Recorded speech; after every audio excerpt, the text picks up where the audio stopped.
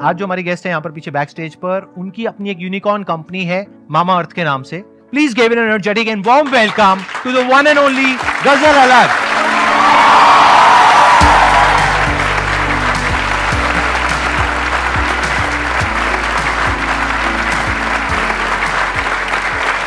Please.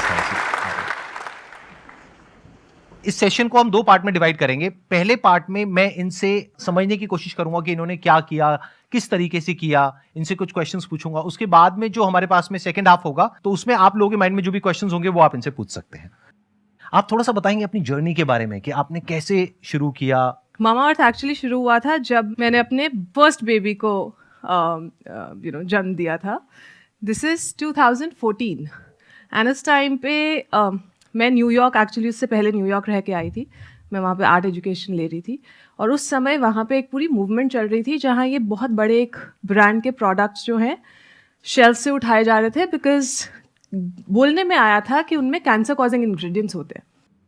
तो I think वहाँ से एज ए न्यू मदर बहुत ज़्यादा डिस्कम्फर्ट शुरू हुआ कि यार इंडिया के बच्चे या मेरा बच्चा ये डिज़र्व नहीं करता है. तो पहले शुरू किया बाहर से प्रोडक्ट्स मंगाना, बट वो बहुत एक्सपेंसिव था. मैं मिडिल क्लास फैमिली से आती हूँ. हम तो मतलब वो महीने का खर्चा लाइन बाय लाइन ऐसे होना चाहिए, 80% जो है सेविंग होनी चाहिए, 20% में खर्चा चलाना है, उस वो माइंडसेट से आए थे. तो वहाँ पे वो बाहर से प्रोडक्ट्स मंगाना जो है बैठ नहीं रहा था. तो वहाँ पे पहले तो बहुत क्रिप किया, मतलब जैसे एक वाइफ अपने पति के पास जाके बोलती है कोई कुछ कर क्यों नहीं रहा है, इंडिया में ये प्रॉब्लम है, सॉल्व क्यों नहीं कर रहा है. और वहाँ से शुरुआत हुई थी मामा अर्थ की. दिसंबर 2016 में हमने ब्रांड लॉन्च किया था 6 बेबी केयर प्रोडक्ट्स के साथ. और उस टाइम हमारा विजन था कि ये ब्रांड सिर्फ बेबीज़ के लिए है, उतना ही रहेगा. कैटेगरी भी छोटी थी, बट हमें उस टाइम लगता था 100 करोड़ का ब्रांड बना लिया, मतलब we would have killed it, right. ये तो बहुत अच्छा कर लेंगे हम, उससे ज़्यादा तो एस्पिरेशन क्या हो सकती है. बट जैसे जैसे, क्योंकि हम कंज्यूमर्स की बात सुन रहे थे, उन्होंने ही हमें बोला कि सिर्फ बेबी क्यों, मम्मियों को भी तो चाहिए ये वाले प्रोडक्ट्स. बेबीज़ जो है मदर्स के इतने क्लोज रहते हैं. तो वहाँ से मदर्स के लिए प्रोडक्ट बनाने शुरू किए. फिर फादर्स डे पे कैंपेन उठाया किसी ने कि ये मामा अर्थ क्यों है, ये पापा अर्थ क्यों नहीं है. पापाओं ने क्या खराब किया है भाई, पापा भी उतना ही प्यार करते हैं बच्चों से. तो फिर उस तरीके से जो है हमारी कंपनी एक बेबी केयर कंपनी से एक ब्यूटी पर्सनल केयर कंपनी बनी. और अब हमारे पास 300 प्रोडक्ट्स हैं across baby category, skin, body, hair, face, exhaustive list. और बड़ी रिसेंटली हमने जो है कलर केयर में भी एंट्री ली है. एंड सबसे इम्पॉर्टेंट बात, जब हमने स्टार्ट किया था हम एशिया के only made safe certified brand थे. तो हमने सिर्फ इस चीज़ पे नहीं रिलाई किया कि हम कह रहे हैं अच्छे तो आप विश्वास कीजिए. हमने बोला कंज्यूमर सिर्फ तभी विश्वास करेगा अगर कोई तीसरा बंदा बोलेगा कि यार हमने टेस्ट किया, ये सही है, ये सेफ़ है. तो हमने नॉट फॉर प्रॉफिट ऑर्गेनाइजेशन है मेड सेफ, उनके साथ टाई अप करके वो एक एक प्रोडक्ट में एक एक इंग्रेडिएंट जो आप डाल रहे हैं किस परसेंटेज में डाल रहे हैं, आपका फॉर्मूला किस वेसल में स्टोर हो रहा है, इसको जब आप पैकेजिंग कर रहे हैं तो कैसे लाइन में पैकेजिंग कर रहे हैं, जो आप पैकेजिंग यूज़ कर रहे हैं वो रिसाइक्लेबल है या नहीं. सिर्फ स्किन के लिए नहीं, इन्वायरमेंट के लिए भी सेफ़ होना चाहिए आपका पूरा प्रोसेस.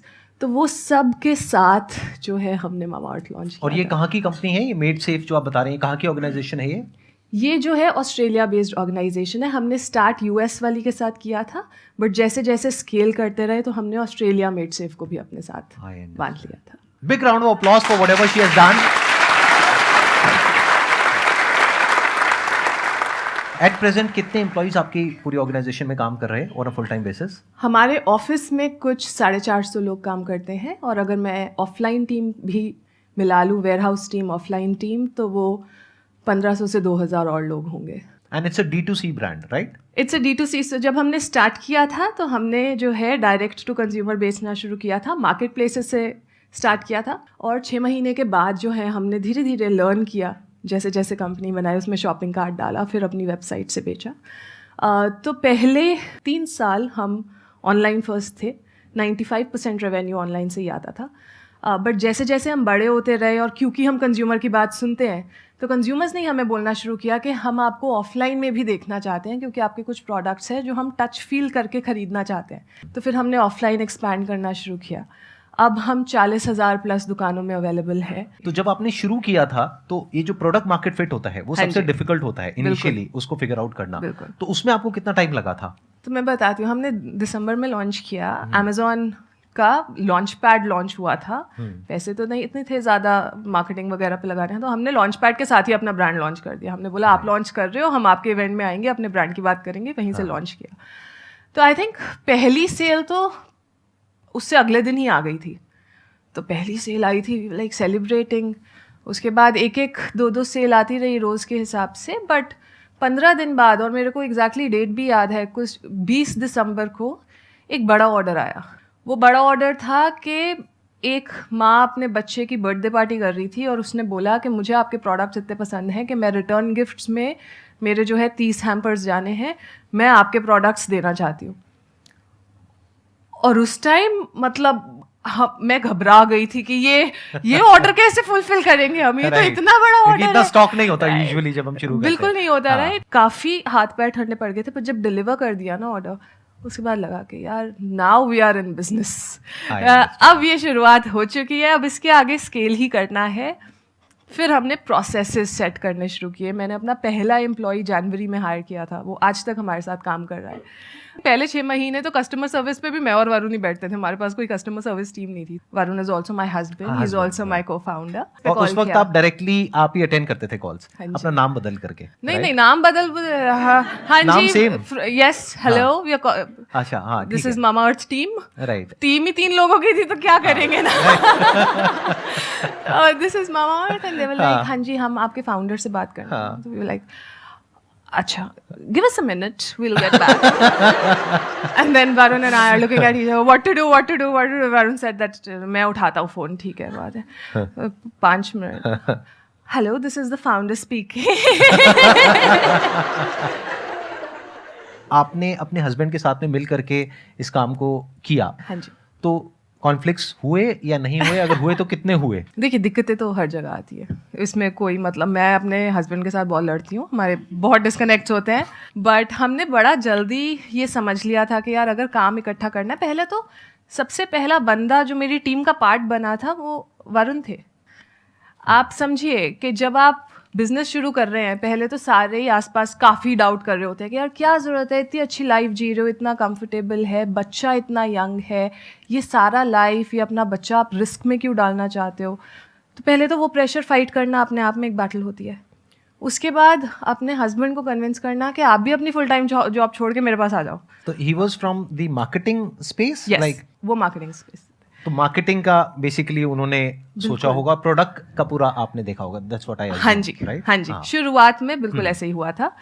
तो बट जब आप अपने हस्बैंड या वाइफ को कन्विंस कर रहे होते हो ना, तो आपके सामने वो शीशा रख देते हैं कि क्या बोल रहे हो, क्या सोच रहे हो, पर्सनली प्रोफेशनली ये सोचा है, ये चीज़ें।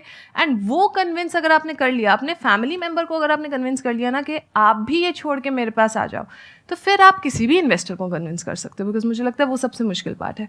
तो वंस ही केम ऑन बोर्ड, फिर तो हम 1 और 1 11 हो गए थे। फिर हमने जो है काफ़ी, मैंने पूरा प्रोडक्ट, आज तक मैं इनोवेशन खुद देखती हूँ, तो हमारी कंपनी से जो भी प्रोडक्ट लॉन्च होता है वो पर्सनली फॉर्मूला से लेके, पैकेजिंग से लेके, टेक्सचर से लेके, वो सारी चीज़ आज तक मेरे अंडर है कि प्रोडक्ट में ये होना चाहिए, ये नहीं होना चाहिए। बिल्कुल, प्रोडक्ट अच्छा होना चाहिए, प्रोडक्ट अच्छा होगा तभी वो बिकेगा। अगर प्रोडक्ट ही अच्छा नहीं होगा तो फिर टेम्परेरी बज़ क्रिएट कर सकते हो आप, बिजनेस नहीं बन सकता उसके ऊपर। वरुण ऑफ कोर्स इतने एक्सपीरियंस है जो मार्केटिंग एंगल लेके आए थे कि यार कैसे बात करनी चाहिए, क्या बोलना चाहिए। फॉर दैट मैटर लॉन्च से पहले हम, मुझे अभी भी याद है, हम साउथ दिल्ली जाके एक टॉय स्टोर के बाहर जाके अपना एक छोटा सा टेबल लगा के खड़े हो गए थे। हमने बोला ये टॉय स्टोर है, यहाँ पे तो पेरेंट्स ही आते हैं, जो भी आएगा हमारी कोशिश होगी कि हम उनसे बात करके समझें कि वो हमारा प्रोडक्ट देख के क्या सोच रहे हैं। हमने पहले सोचा था दुकान के अंदर स्टॉल लगाएंगे, पर हमें ऐसे थ्रो कर दिया गया बाहर। कौन है आप, मतलब होता है, बिल्कुल कि मतलब क्या बात कर रहे हो, why would we give you space, right. तो हमने दुकान के बाहर वो वॉकवे होता है जहाँ पे जो कॉमन पैसेज होता है, वहाँ पे हम लगा के खड़े हो गए थे। वहाँ पे जैसे जैसे कंज्यूमर आते रहे, हमने बहुत बात की। एक लंबी सी गाड़ी से एक ममा उतरी, उनके ट्विंस थे, 2 नैनीज थी। तो मुझे तो बड़ा स्ट्रॉन्ग कॉन्फिडेंस था, मैंने बोला ये पक्का प्रोडक्ट समझेंगी, ये प्रोपोजिशन भी समझेंगी, इनसे बात करते हैं। तो जैसे जैसे मैंने उनसे बात करना शुरू किया, उन्होंने बड़े अच्छे से क्रीम लगाई, देखी बहुत अच्छी है, मॉइस्चराइजेशन बहुत अच्छा है। सारा कुछ करने के बाद उन्होंने बॉटल पे देखा, कहते इस पे लिखा है कि सल्फेट फ्री है, क्या फ्री दे रहे हैं आप इसके साथ? और मतलब मेरा मुंह आज भी उस बात पे ऐसे ही खुलता है, और उस टाइम भी ऐसे ही खुला था। आई वाज लाइक, ये तो हम बड़े गलत अजम्पशन में रह रहे हैं कि हम ऐसा बिजनेस बना देंगे, हम ऐसे यहाँ तो कंज्यूमर को समझ ही नहीं आ रहा है कि हम बात क्या कर रहे हैं। राइट, हमें तो ये भी समझाना पड़ेगा ये सल्फेट और पैराबेन है क्या। तो उस तरह से, जहाँ मैंने बोला कि वेबसाइट पहले 6 महीने के लिए सिर्फ लर्निंग के लिए थी कि यार आप आके समझिए बस और कुछ मत कीजिए, बहुत सारे ब्लॉगर्स से बात की, बट आई थिंक शुरू से जो एक चीज़ हमने किया है ना, वो कंज्यूमर कनेक्ट, कि यार जब आप उसकी तकलीफ समझोगे और उसकी तकलीफ के हिसाब से अपना कंटेंट क्रिएट करोगे, अपना प्रोडक्ट क्रिएट करोगे, अपनी कम्युनिकेशन क्रिएट करोगे, उसकी भाषा में आप उससे बात करोगे, वो अपने आप प्रोडक्ट उठाएगा। वो बहुत ज़रूरी है। तो अब बताइए, अब आप लोगों के माइंड में कुछ क्वेश्चंस आ रहे होंगे जो आप इनसे पूछना चाहते हैं। अपने स्टैंड पॉइंट से मत पूछिएगा, जो भी इन्होंने बताया है उस स्टैंड पॉइंट से अगर आप कुछ पूछना चाहते हैं तो आप पूछ सकते हैं। मेरा क्वेश्चन है कि जैसे कि हम कोई बिजनेस स्टार्ट करते हैं तो उसके लिए हमें क्या चाहिए होता है? कम्युनिकेशन स्किल्स चाहिए होती है। तो आप मुझे ऐसा कुछ बताइए कि मैं जो अपना बिजनेस स्टार्ट करना चाहूँ तो मैं कैसे कर पाऊँ, कन्विंस स्किल को भी यूज़ करने के साथ साथ। देखिए, बिजनेस शुरू करने के लिए कम्युनिकेशन स्किल सबसे ज़रूरी स्किल नहीं है। बिजनेस शुरू करने में ना 2 चीज़ें कोर होती हैं, या तो वो कोई प्रॉब्लम सॉल्व करे या फिर वो किसी चीज़ को ज़्यादा कन्वीनियंट बना दे। जब इन दोनों बकेट्स में आपका आइडिया रहेगा ना, तो आधा काम तो वहीं पे हो जाता है। उसके बाद आता है बिजनेस को एग्जीक्यूट करना, जहाँ पे सबसे बड़ा फोकस आपका प्रोडक्ट पे होना चाहिए। चाहे वो प्रोडक्ट फिजिकल फॉर्म में हो, चाहे आप कोई सॉफ्टवेयर बना रहे हो, चाहे आप फाइनेंस में कोई प्रोडक्ट बना रहे हो जो आप बेचना चाहते हो, वो डिपेंड करता है। बट प्रोडक्ट ऐसा होना चाहिए कि आप जिसको बेचना चाहते हो उसको वो बात समझ में आ जाए, राइट? फॉर एग्जाम्पल, अगर मैंने ब्यूटी में उस टाइम पे कोई प्रोडक्ट करना था, बहुत सारे बड़े ब्रांड से कितने सालों से यूज़ करते हुए आ रहे थे लोग, अब उनको सडनली बोलना कि मैं एक नया ब्रांड हूँ, आप मुझे खरीदिए, बहुत मुश्किल था।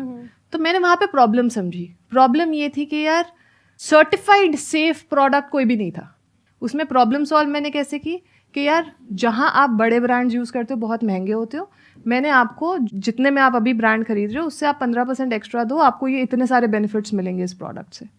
वहाँ से मैंने कंज्यूमर अट्रैक्ट करना शुरू किया। और इंडिया की सबसे खूबसूरत बात यह है कि यहाँ पे ना कहानियाँ स्प्रेड होती है। एक माँ ने जब अपने बच्चे के लिए प्रोडक्ट बनाए, बाकी माँ उस प्रोडक्ट पे अपने आप भरोसा करेंगी, क्योंकि माँ वाली फीलिंग तो मतलब और कोई ब्रांड, कोई कंपनी कम्पीट ही नहीं कर सकती ना, जो केयर, जो प्यार एक माँ लेके आती है। तो आई थिंक वो कहानी अपने आप से स्प्रेड होती गई। मेरे को भी बिजनेस की कोई अंडरस्टैंडिंग नहीं थी, मैंने कोई बिजनेस डिग्री नहीं ली हुई, हमें P&L का मतलब भी नहीं पता था जब मैं घुसी थी। मतलब मुझे प्रॉफिट और लॉस अलग से पता था, P&L की फुल फॉर्म क्या होती है मुझे नहीं पता थी, ठीक है? तो वो जैसे जैसे काम करते रहे, सीखते रहे, अपनी पेस पे सीखे। एक हिकअप होता है कि यार अगर मैं इस कमरे में घुस रही हूँ ना, कॉन्फ्रेंस रूम में, यहाँ पे इतने बड़े बड़े लोग बैठे हैं, मैं ये क्वेश्चन पूछूंगी, ये स्टूपिड लगेगा। ये सबसे बड़ी गलती करते हैं हम। कोई क्वेश्चन स्टूपिड नहीं होता। जब आप लर्निंग फेज में हो ना, आप ओपनली जाके ना एडमिट करो कि देखिए मैं ये काम पहली बार कर रही हूँ, मुझे नहीं आता, मैं आपसे सीखना चाहूँगी, मुझे बहुत पसंद आएगा, लेकिन मैं कुछ सवाल ऐसे भी पूछ सकती हूँ जो आपको लगेगा कि यार मुझे पता होने चाहिए बट शायद मुझे पता ना हो। प्लीज़ उस चीज़ के लिए आप ना रेडी रहिए। जब उस एटीट्यूड के साथ आप घुसोगे ना, ये बाकी सारी चीज़ें, और जब आप अपना प्रोडक्ट बना लोगे ना, कम्युनिकेशन स्किल्स अपने आप आती हैं उसके साथ, क्योंकि आपसे बेहतर उसके बारे में एक्सप्लेन कोई नहीं कर पाएगा। यहाँ पर ना एक बहुत इंपॉर्टेंट चीज है समझने वाली। Whenever you talk about communication skills, तो आपके बैक ऑफ द माइंड ये चलता है कि मैं इंग्लिश में बोलने में ज्यादा अच्छे नहीं हूँ। हिंदी में तो आप अपने घर में बहुत अच्छे से बात करते होगे, नॉन स्टॉप बोलते ही रहते होगे, घर वाले कहते होंगे चुप हो जा, बहुत बोल रहे, राइट? ऐसा होता है नहीं होता है? तो इसका मतलब कम्युनिकेशन स्किल्स आप सबकी बहुत अच्छी है, घर में बड़े अच्छे से कम्युनिकेट करते हो, अपने भाई बहन के साथ, फ्रेंड्स के साथ, घर में पेरेंट्स के साथ, सबके साथ कम्युनिकेट कर लेते हो। But you are talking about communication skills from the stand point of English language, which is not important. अभी यहां पे इंग्लिश में कौन बात कर रहा है? कोई भी नहीं। तो इस गलत फहमी को अपने माइंड से निकालिए। जो इन्होंने बात कही बहुत ही अच्छे तरीके से इन्होंने एक्सप्लेन किया कि बेसिकली आपको एक प्रॉब्लम को सॉल्व करना है, और अगर वो प्रॉब्लम आपने खुद फेस करी है और फिर आप उसको सॉल्व कर रहे हो तो वहां पे पैशन भी आ जाता है। जैसे इन्होंने खुद एक प्रॉब्लम को फेस किया एज मदर, फिर एक पैशन के साथ में जा करके उस प्रॉब्लम को सॉल्व करने के बारे में सोचा, सबके बारे में।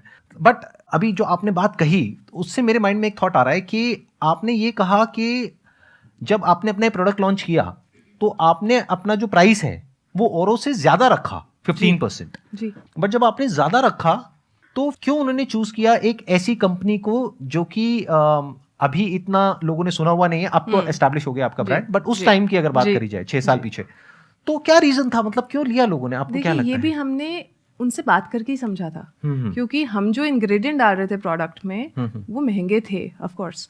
जो बाकी लोग यूज कर रहे थे वो तो बड़ों में भी वही जा रहा है, बच्चों में भी वही जा रहा है, सबसे सस्ता इंग्रेडिएंट है, उसकी मात्रा ज़्यादा रख के जो है प्रोडक्ट बना के बेच दिया।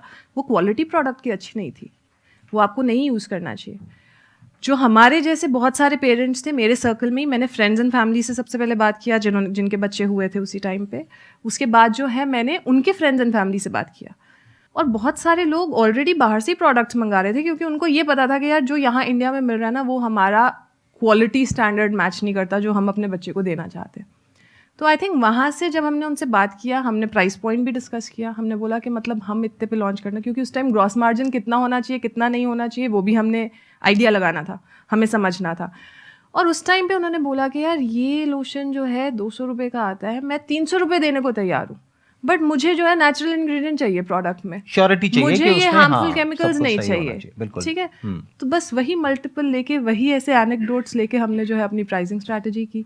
उसमें हमारे लिए बहुत ज़रूरी थी कि जितने पे हम प्रोडक्ट बना रहे हैं और जितना MRP होना चाहिए उसका जो मार्जिन होता है, जो कॉग्स इनटू MRP का रेशो जो होता है वो 6 गुना से ज़्यादा होना चाहिए, बिकॉज ऑनलाइन बिजनेस में आपको जो है कमीशंस भी देनी पड़ती हैं, आपको जो है डिस्काउंट भी देना पड़ता है, बहुत सारे ओवरहेड कॉस्ट भी आते हैं, रिटर्न्स भी होते हैं। इससे कम पे तो आप पैसा गवाओगे, आप पैसा बना नहीं पाओगे। तो आई थिंक हमारी वो वाली स्ट्रैटेजी कंज्यूमर से बात करके ही हमने बनाई थी, इसलिए वो चल भी गई।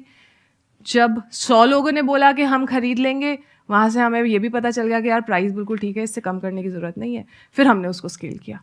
तो पहला बहुत ज़रूरी है कि छोटे ऑडियंस के साथ आप अपना कम्युनिकेशन, प्रोडक्ट और प्राइस टेस्ट कर लीजिए। मैं थोड़ा सा इसको और समझना चाहूंगा कि उस टाइम पे जब आपने लॉन्च किया था, यानी बेबी प्रोडक्ट से आपने शुरू किया था 6 प्रोडक्ट से, तो क्या उस टाइम पे कोई और भी कंपनीज थी इंडियन जो कि ऑर्गेनिक इस तरह के प्रोडक्ट सेल कर रही थी, या you got that first mover advantage कि उस टाइम पे आप ही थे पहला जो कि उस टाइम पे कोई भी बड़ी कंपनी ये नहीं कर रही थी। अच्छा, 1-2 छोटे छोटे लोग थे, बट वही बात थी कि वो सब कह रहे थे हम अच्छे हैं, हम अच्छे हैं, हम अच्छे हैं। हमने बोला हम नहीं बोलेंगे हम अच्छे हैं, दूसरे लोग हमारे लिए आके बोलेंगे कि हम अच्छे हैं। और जब वो लेबल मिलता है ना, Asia's first made safe certified brand, खाली इंडिया का नहीं, एशिया का पहला मेड सेफ सर्टिफाइड ब्रांड, वहाँ से हमने ट्रस्ट विन किया था लोगों का। यहाँ पर एक बहुत इंपॉर्टेंट बात समझने वाली है कि whenever you are doing something, तो आपको कुछ अपने जो कॉम्पिटिटर्स हैं, जो बाकी के लोग हैं, उनसे कुछ अलग करना पड़ेगा। तो इनकी जो स्ट्रैटेजी है उसमें जो मुझे सबसे स्ट्रॉन्ग जो एक फैक्टर नजर आ रहा है दैट इज मेड सेफ। हाँ जी। क्योंकि अगर मेड सेफ नहीं होता और ये क्लेम करते ऑर्गेनिक है, तो उसका सर्टिफिकेशन क्या है, उसकी गारंटी क्या है कि वो ऑर्गेनिक है। बहुत सारे लोग आज की डेट में क्लेम कर देते हैं कि हम ऑर्गेनिक हैं, हम ये हैं, हम वो हैं, whatever it is, but they are themselves saying it, not a third party, that too an unbiased party. सबसे मुश्किल चीज जो हमने क्रैक की है शुरू में वो मेड सेफ था, but it was worth it, क्योंकि कंज्यूमर का ट्रस्ट उसकी वजह से आया। हम लोग सुनते रहते हैं कि पैशन को फॉलो करो, अपने पैशन को फॉलो करो, but I want to know what is the exact definition of passion. जो चीज़ आपकी नींदें उड़ा दे, आपको रात को सोने ना दे, वो पैशन है।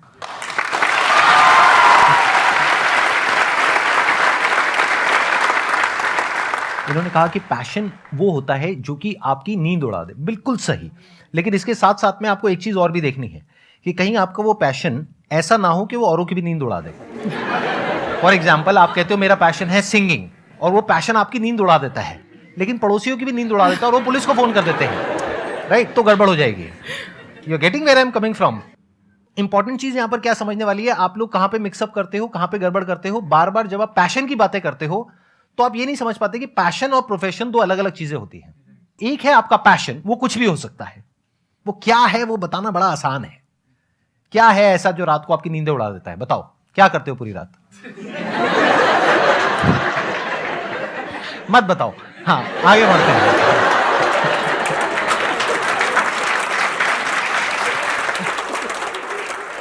तो पैशन क्या है वो हम सबको पता है, जहां पे हमको मजा आता है, बट क्या उससे पैसा कमा सकते हो?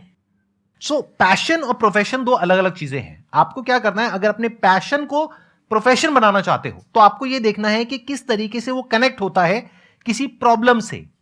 वो प्रॉब्लम जो किसी और की हो, आपकी ना हो। आपकी प्रॉब्लम क्या है, आपको अपने पैशन को प्रोफेशन बनाना है, वहां से पैसा कमाना है, ये आपकी प्रॉब्लम है। इससे आपके साथ वाले को कोई फर्क नहीं पड़ता। पड़ता है आप लोगों को कोई फर्क पड़ता है? नहीं ना। आपको किससे फर्क पड़ता है कि आपकी लाइफ की कोई प्रॉब्लम है, वो सॉल्व होनी चाहिए। अगर वो कनेक्ट होता है इनके पैशन से, फिर आपको वहां पे एफर्ट लगाना पड़ेगा। इसको प्रोडक्ट मार्केट फिट बोलते हैं, कि आपने एक प्रोडक्ट डेवलप किया बेस्ड अपॉन कि आपको लगता है कि मेरे अंदर ये स्किल है, या ये बर्निंग डिजायर है, या ये डिजायर है ये करने का। जैसे इनके केस में अगर देखा जाए तो इनका पैशन क्या था उस टाइम पे जब इन्होंने कंपनी शुरू करी, कि मेरे को अपने बच्चे के लिए कुछ ऐसे प्रोडक्ट्स चाहिए जो कि बिल्कुल सेफ हो। वहां से इनको एनर्जी मिली इस काम को शुरू करने की। फिर उसके बाद में बहुत सारे चैलेंजेस आए। अभी तो अगर ये बैठ करके बताएंगी ना कि कितने चैलेंजेस आए, तो you can't even think in the wildest of your dreams कि कितने चैलेंजेस आए होंगे। अगर इनकी अकेले की ये प्रॉब्लम होती और इनका पैशन होता और ये सॉल्व भी कर लेती, तो वहां से एक बिजनेस खड़ा नहीं होता, पैसा नहीं आता। बट ये इनकी अकेले की प्रॉब्लम नहीं थी, ये और सब मदर्स की प्रॉब्लम थी, पूरी दुनिया की प्रॉब्लम थी। तो जब इनका पैशन एक बड़ी प्रॉब्लम से कनेक्ट हो गया, तो एक बड़ी बिजनेस अपॉर्चुनिटी वहां पर क्रिएट हो गई। You got the answer? Please have a seat, बैठिए। हमारा क्वेश्चन ये है कि सर हमारा माइंडसेट जॉब में भी होता है सर, बिजनेस में भी होता है, और इसमें हम सर खुद से भी सेल्फ डिपेंड होकर के सर कोई भी डिसीजन खुद से डिसाइड नहीं कर पाते कि हम एक्चुअली करें तो क्या करें। और इसी में सर हम दिन रात लगे रहते हैं, लेकिन कुछ हो नहीं पा रहा है sir. It's a good question. मतलब कि क्या कोई ऐसा तरीका है जिससे कि एक इंसान ये पता लगा सके कि उसको जॉब करना चाहिए या बिजनेस करना चाहिए बेस्ड अपॉन हिज और हर पर्सनैलिटी? क्या आप कुछ शेयर करना चाहेंगे अपने एक्सपीरियंस के बेस पे कि मतलब एंटरप्रेन्योर्स में क्या अलग होता है? अपना एग्जांपल शेयर करती हूँ।